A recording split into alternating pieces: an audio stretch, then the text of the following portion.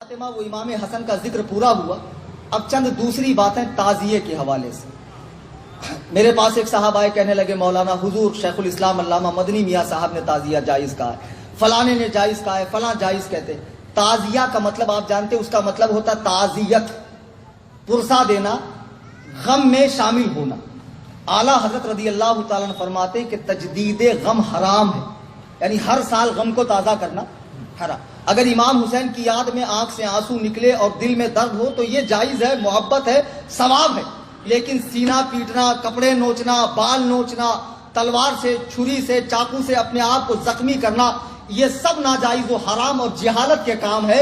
اسلام میں کسی بھی میت کا غم, کسی بھی دنیا سے جانے والے کا غم 3 دن سے زیادہ منانا جائز نہیں ہے. البتہ عورت اپنے شوہر کا غم 4 مہینہ 10 دن منا سکتی ہے. سرکار امام علی مقام کی مظلومانہ شہادت کو یاد کر کے آپ آنسو بہا سکتے ہیں, اصال ثواب کر سکتے ہیں.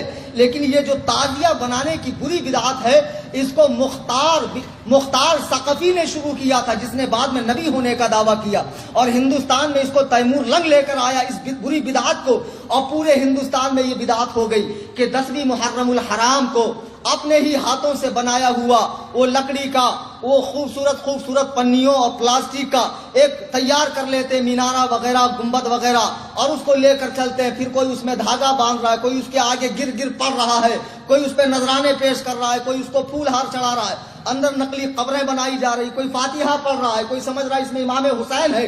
یہ سب ناجائز و حرام اور سخت حرام ہے. اعلیٰ حضرت رضی اللہ تعالیٰ فرماتے ہیں کہ اتنا جیسے غیر جاندار کی تصویر کسی گارڈن کی یا آسمان زمین کی یا کسی مزار کی بنا سکتے ہیں, ایسے ہی امام حسین کے روزے کی نقل بنا کر گھر میں رکھ لو, یہ جائز ہے. لیکن یہ جو مروجہ تعزیہ داری ہے, جسے بنا کر گلی کوچوں میں گھمایا جاتا ہے, ڈھول تاشے بجائے جاتے ہیں, چڑھاوے چڑھائے جاتے ہیں, منتیں مانگی جاتی ہے, اسے بلاؤں کو ٹالنے والا سمجھا جاتا ہے, یہ سب بت پرستی سے مشابہ ہے. کیا یہی کام کفار نہیں کرتے؟ وہ اپنے ہی ہاتھ سے کریٹ کر کے 10 دن اس کی خوب خدمت کر کے 11ویں دن اسے لات مار کے گراتے ہیں جب وہ جاتا نہیں ہے پانی کے اندر. یہی حال تمہارا بھی تو ہے. تم نے کیا تماشا بنا کر رکھا ہے دین کا؟ ان تعزیوں کا دین سے کیا لینا دینا ہے؟ پھر بھائی لوگ کہتے ہیں مولانا حضرت وارث پاک نے تعزیہ دیکھا ہے. بھیا کون سی کتاب میں لکھا ہے؟ لال کتاب میں لکھا ہے.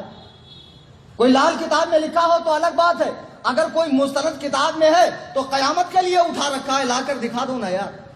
میں بھی دولہا کھیلتا ہوں 10ویں محرم کو, پھر میرے بھی آنگ میں آئے گا. کیوں انتظار کر رہے ہو بھائی؟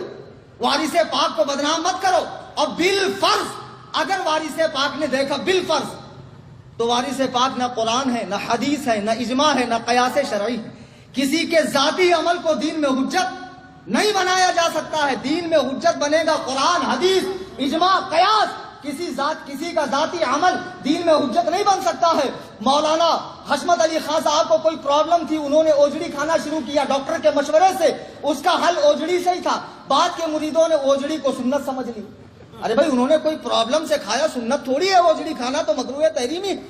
لیکن کیا سمجھایا جائے؟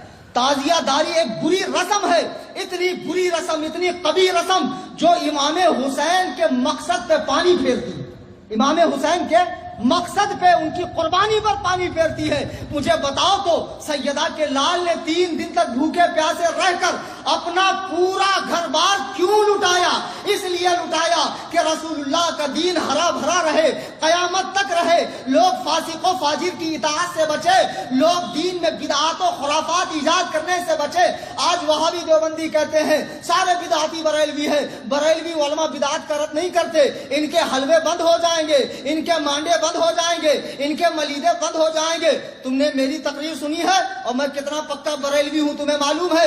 میں اعلیٰ حضرت کی فکر کو عام کرتا ہوں, میں اعلیٰ حضرت کی تعلیمات کو عام کرتا ہوں.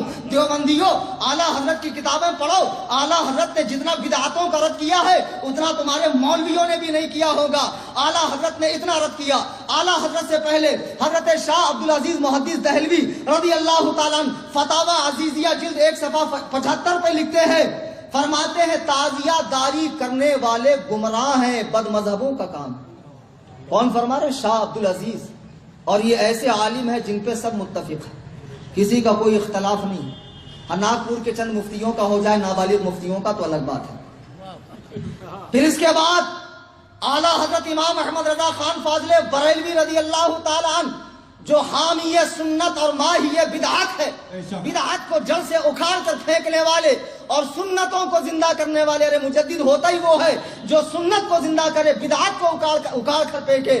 آپ نے یہاں تک لکھا کہ تعزیے میں مدد دینا، اسے دیکھنا، اسے کندھا دینا، ساتھ چلنا، چڑھاوے چڑھانا، فاتحہ پڑھنا، گر پڑھنا، اس پر مال کو لٹانا، سب ناجائز و حرام ہے۔ تعزیے کی رکھی ہوئی مٹھائی کو کھانا منع ہے، اگرچہ حرام و شرک نہیں ہے لیکن منع ہے، اس لیے کہ جاہلوں کی نظر میں وہ تعظیم والی چیز ہے، تو جاہل کہیں تعظیم کی چیز نہ سمجھے، اس لیے اس مٹھائی کو بھی نہ کھایا جائے۔ یہ اعلیٰ حضرت امام احمد رضا کا فتویٰ ہے، لیکن ہمارے پیارے بھائی، ہمارے سنی بھائی، ہمارے کم علم بھائی جو تعزیہ کرتے ہیں وہ سمجھتے ہیں ہر چیز میں اعلیٰ حضرت ہی سختی کر رہے ہیں۔ بھیا ایسا نہیں ہے، تعزیے پہ فتویٰ صرف اعلیٰ حضرت کا نہیں ہے۔ ناگپور شہر کے بہت بڑے عالم حضور فقیہ اعظم ہند مفتی عبدالرشید فتح پوری رحمۃ اللہ، کون؟ ناگپور شہر کے ہی ہے نا، ان کا فتویٰ بھی ہے کہ تعزیے کا سامان مسجد میں رکھنا حرام، مسجد میں بھی رکھنا حرام، اتنی بری چیز ہے تعزیہ۔ ان کا ہی نہیں، مراد آباد، ہگلی، کرناٹک، بہار، یہاں تک کہ جملہ علماء اشرفیہ، علماء پاکستان، بمبئی، علماء منظر اسلام، یہ سارے فتاوے ہمارے پاس موجود ہیں۔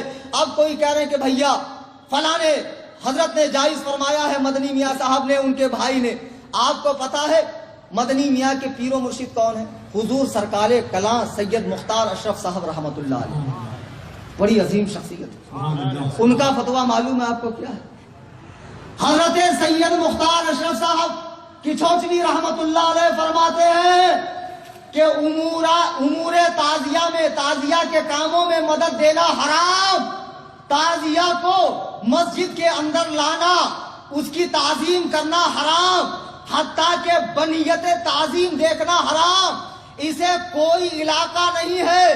سیدنا امام حسین رضی اللہ تعالیٰ عنہ سے یہ حضرت سید مختار احمد کی چھوچوی رحمت اللہ علیہ فرما رہے، ہماری مت مانو، بڑوں کی مانو، اللہ کے بندو، تم امام حسین کی روح پاک کو کیوں تکلیف دے رہے ہو؟ مجھے بتاؤ، کیا سیدہ کے لال نے اسی لیے قربانی دی تھی؟ تم دارو پی کے، چرس پی کے، گانجا پی کے، سال بھر ٹانگ اوپر کر کے سوتے رہو، نمازوں میں نہ آؤ، مسجدوں میں نہ آؤ، حقوق العباد نہ ادا کرو، ماں باپ سے صلہ رحمی نہ کرو، پڑوسیوں کا حق ادا نہ کرو، جوا کھیلتے رہو، اور جب محرم کی 10 تاریخ آئے تب غم حسین مناؤ، تعزیہ نکالو، دین کا تماشا بناؤ، سڑکوں کو جام کرو اور لوگوں کو کہنے کا موقع دو کہ ہمیں کیا نام رکھتے ہیں، ان کے یہاں بھی تو یہ سب ہوتا ہے، سڑکوں کو جام کیا جا رہا ہے۔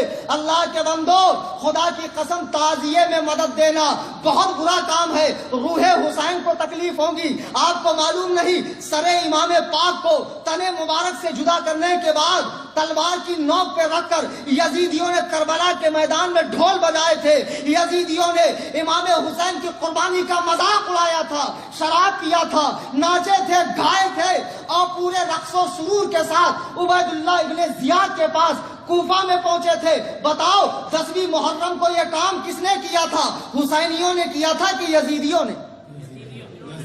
آپ کہتے ہو غم مناتے ہو، یہ کیسا غم منانا ہے؟ کسی کی شہادت پر ڈھول بجانا یہ غم منانا ہے؟ تمہارا باپ مر جائے، تمہاری ماں مر جائے، تیرا بیٹا مر جائے، پھر بلا، ہجڑوں کو بلوا کے نچوا، ناچنے والیوں کو بلوا، ڈھول بجا اور بڑے دھوم دھام سے اپنے گھر والے کی میت نکال، پھر میں تجھے مانوں گا کہ واقعی غم ایسے منایا جاتا ہے۔ کہیں گے مولانا نہیں نہیں، ایسے غم نہیں منایا جاتا ہے، پھر رسول کریم کے نواسے کا غم ایسے کیوں مناتے ہو؟ امام حسین کی قربانی کا مطلب یہ ہے کہ ان کے بتائے ہوئے طریقے پہ عمل کرو۔ امام حسین کی قربانی کا مطلب یہ نہیں ہے یہ سواری نکال کے، علم نکال کے، پنجے نکال کے، دلدل نکال کے، یہ تعزیے نکال کے، یہ حال آنا، یہ وجد آنا، یہ قوالی آنا، یہ پنجے، یہ سب کیا ہے؟ یہ سب بدعات کی چیزیں ہیں، انہیں مٹا دو، ملیا میٹ کر دو، ان کا دین سے کوئی تعلق نہیں۔ یہ امام حسین کی قربانی سے ہرگز اس کا کوئی لینا دینا نہیں ہے۔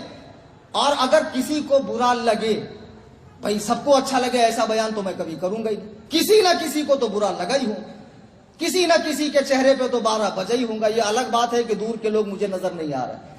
تو خدا کے لیے پیچھے مت بولنا اماں خالہ کی طرح پان پٹی پہ چائے پیتے پیتے. غلط بولے مولانا، نہیں بولنا چاہیے تھا.